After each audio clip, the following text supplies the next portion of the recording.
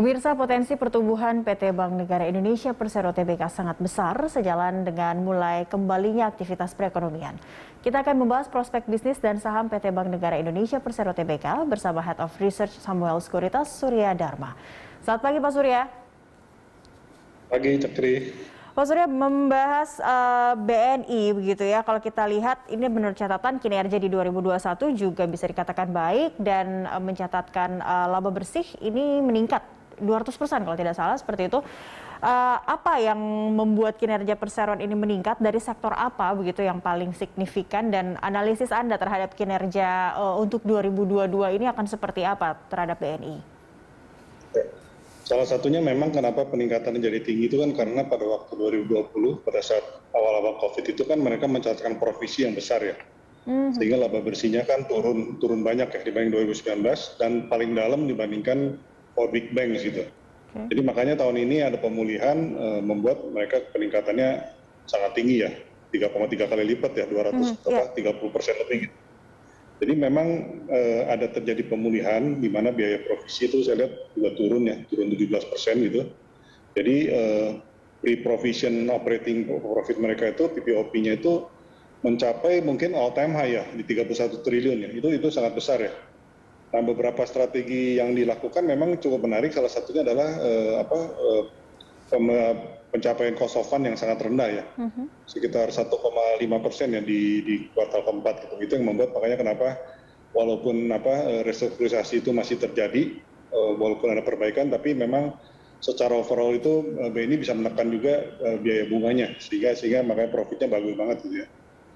Oke, baik, dengan kinerja dan profit seperti itu tadi, apakah ini tepat juga momentum untuk mengakuisisi Bank Mayora oleh BNI? Anda membacanya prospek untuk akuisisi Bank Mayora ini seperti apa begitu Pak? Bank Mayora ini mungkin kan memang tujuannya itu kan semacam apa ya, bank digital kali ya, bank digital untuk UMKM kan. Seperti bank-bank besar lainnya seperti BCA dan BRI kan mungkin mereka sudah memiliki juga ya.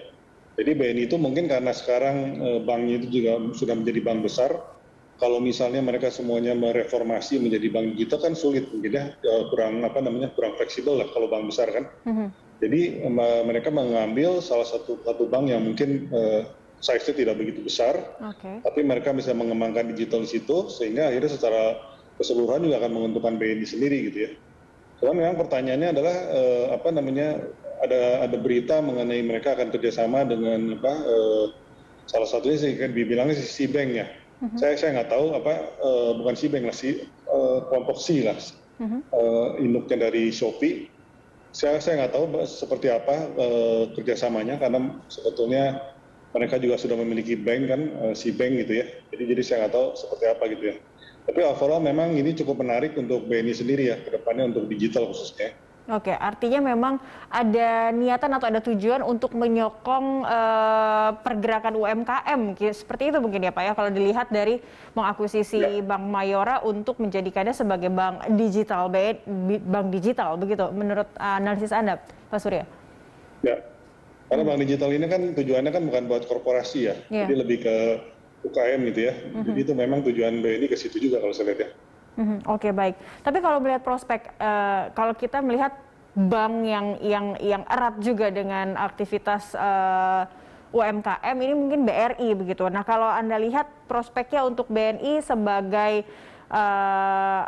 perseroan atau perbankan yang lebih akan fokus ke UMKM, Anda melihatnya seperti apa, Pak Surya?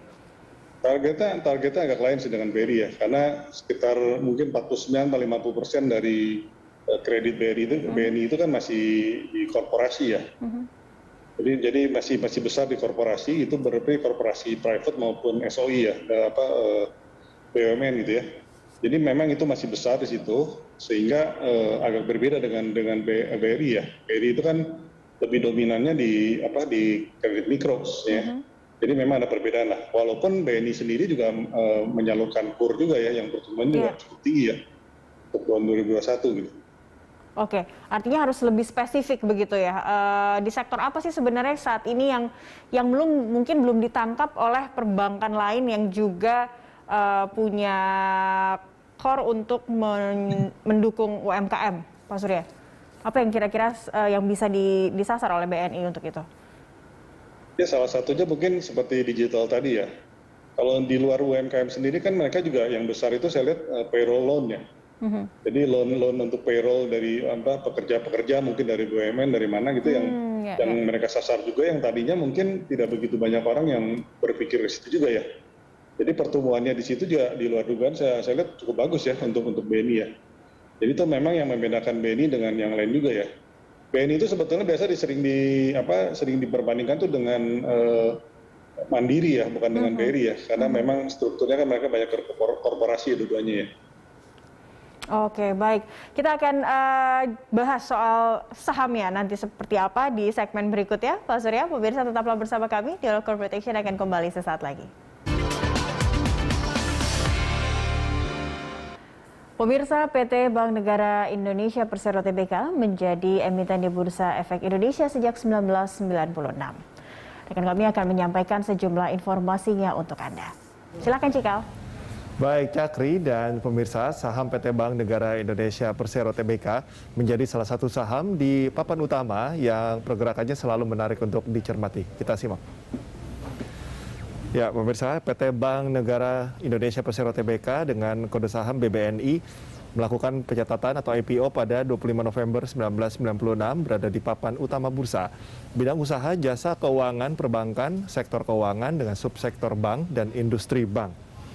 Kita simak pemegang saham BNI, saham mayoritas sebesar 60% atau 11,18 miliar lembar saham dimiliki oleh negara Republik Indonesia.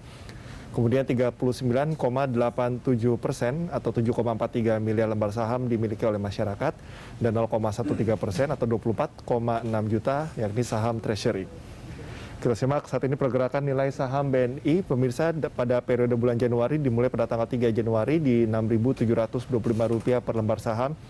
Kita simak trennya meningkat pada 7 Januari 7.075, kemudian meningkat pada 14 Januari 7.100, kemudian pada 20 Januari di Rp7.150 per lembar saham dan sempat turun pada 25 Januari di Rp6.800 per lembar saham dan kemudian naik pada 28 Januari di Rp7.500 per lembar saham. Demikian informasi yang dapat saya sampaikan. Pemirsa, saya kembalikan ke rekan Cakri. Baik, terima kasih Cikal untuk informasinya terkait pergerakan saham BBNI. Kembali ke Pak Surya. Pak Surya, kalau melihat pergerakan saham BBNI, nantinya akuisisi dari Mayora sedikit banyak akan memberikan sentimen tersendiri tidak terhadap BBNI atau seperti apa dengan kondisi harga di penutupan minggu lalu yang sudah 7.500 akan seperti apa lagi pergerakannya untuk minggu ini? Belum terlihat sih ya kontribusinya seberapa besar ya. Tapi memang kan kalau misalnya BNI sendiri kenapa harganya naik itu kan karena resultnya menurut saya sih di atas ekspektasi ya. Jadi sekitar 10% di atas target saya di laba 2021 gitu ya. Jadi memang hal itu yang membuat sebetulnya kenapa terjadi penguatan di BNI ya. Kalau Bank Mayora sendiri kan masih prosesnya aja belum selesai kan. Ya. Jadi kita belum tahu seperti apa gitu ke depannya gitu. Oke, masih belum terbaca dalam pergerakan harga saham BBNI ya, baik. Dan kalau dengan rencana rights issue BNI sendiri, apa yang Anda bisa analisa dari rencana ini terhadap pergerakan sahamnya nanti? Karena Perseroan juga sebenarnya berharap penyerapan dari negara atau dari pemerintah ini bisa lebih banyak lagi di saat rights issue nanti. Isu ini kan sebetulnya kan memang sudah lama ya direncanakan ya. Karena BNI ini kan ingin meningkatkan KAR-nya ya.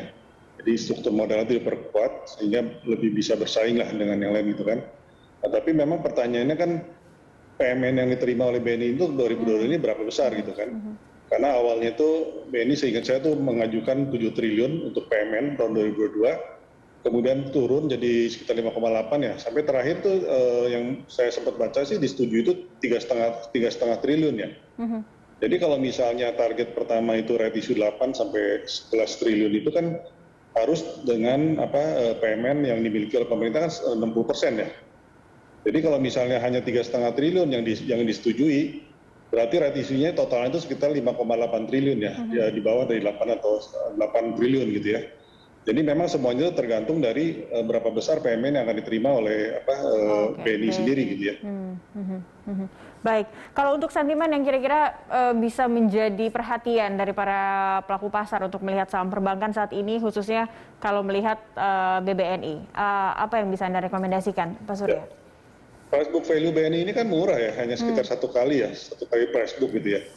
Jadi menurut saya sih masih terlalu murah ya untuk bank sebesar BNI ya, apalagi kalau kita bandingkan dengan bank-bank lain gitu ya, bank-bank besar atau misalnya apalagi kalau bank digital ya, kerasa murah banget gitu ya.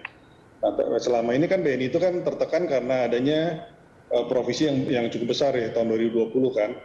Nah, tapi 2021 kan terlihat sudah mulai ada pemulihan, sehingga saya pikir dengan valuasi seperti sekarang BNI itu harusnya sih lebih dari ini ya. Kalau kita misalkan 1,2 kali price book aja kan ini sekitar 8.500 harusnya harganya ya.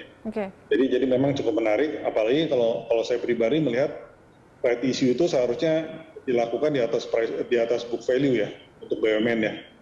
Jadi downside-nya saya pikir sih udah agak terbatas ya dengan kondisi saat ini gitu. Oke, baik. Nah, ini kalau kita kaitkan dengan kondisi COVID yang terupdate saat ini, apakah emiten dari saham-saham perbankan juga akan berpengaruh? Kalau dari BNI sendiri, Anda melihatnya seperti apa, Pak Surya? Kalau melihat sih restructure loan karena COVID itu kebanyakan turun ya. Kayak misalnya loan at risk-nya BNI aja kalau dengan COVID dimasukkan di situ ya, itu udah turun dari 28% jadi 23% sekarang ya. Jadi memang terjadi ada pemulihan di situ. Tapi memang kalau kita lihat dari pendapatan bunga masih turun ya, sekitar 4% gitu ya. Tapi BNI ini kan uniknya kan memiliki cost of fund yang sangat rendah, sekitar 1,6% kalau full year tahun lalu ya. Waktu itu 1,5% ya. Kita bayangkan cost of fund-nya begitu rendah sehingga beban bunga yang mereka harus bayar itu turun dibandingkan 2020 gitu ya, 38% turunnya. Makanya secara net interest income, BNI itu masih mencatatkan pertumbuhan yang cukup sehat ya, sekitar 12,4% gitu ya. Jadi memang COVID ini mungkin menekan karena adanya penundaan pembayaran bunga dan lain-lain karena restrukturisasi. Tapi BNI kelihatannya cukup berhasil dalam mengantisipasinya dengan pencapaian cost of fund yang cukup rendah gitu ya. Jadi secara overall sih saya pikir sih cukup bagus ya. Walaupun cost of credit masih cukup tinggi ya, sekitar 3,3% yang saya perkirakan mungkin tahun ini sih agak membaik ya harusnya ya. Overall sih saya lihat cukup baik ya BNI performanya tahun 2021. Dan tahun ini saya pikir bisa lebih tinggi loan growth-nya dibandingkan industri ya. Untuk for big bank khususnya termasuk BNI gitu ya. Oke, kalau growth-nya secara kasar gambarannya akan ada kenaikan begitu, berapa dari hitungan Anda kira-kira pendapatan yang bisa diraih oleh laba atau keuntungan nanti yang bisa diraih oleh BBNI untuk tahun ini karena ada akuisisi juga, kemungkinan akan ada bank digital dan juga ada rights issue begitu. Harusnya sih kembali normal ya seperti dulu gitu ya, bisa 15%, bisa double digit lah pertumbuhan laba bersihnya ya tahun ini ya. Oke, baik. Terima kasih Pak Surya untuk waktu Anda bergabung bersama kami di Corporate Action. Selamat pagi, salam sehat. Salam sehat.